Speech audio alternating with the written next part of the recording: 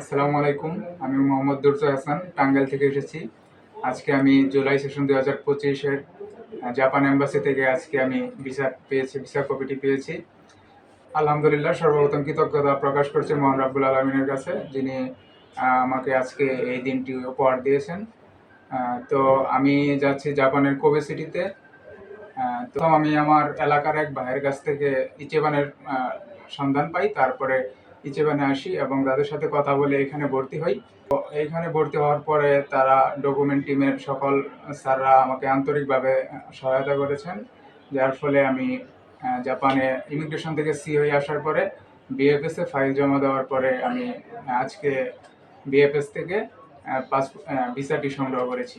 যারা ইচিবানে ভর্তি হতে চান, ইচিবান হতে পারে আপনাদের জন্য বেস্ট একটি এজেন্সি, যারা ভাষা শেখানোর পাশাপাশি দক্ষভাবে ফাইল প্রসেসিং করে। তো আমার জাপানে 2 বছর ল্যাঙ্গুয়েজ প্রোগ্রাম শেষ করার পরে আমি জাপানের একটি ইউনিভার্সিটিতে ভর্তি হয়ে অনার্স করতে চাই। আসসালামু আলাইকুম।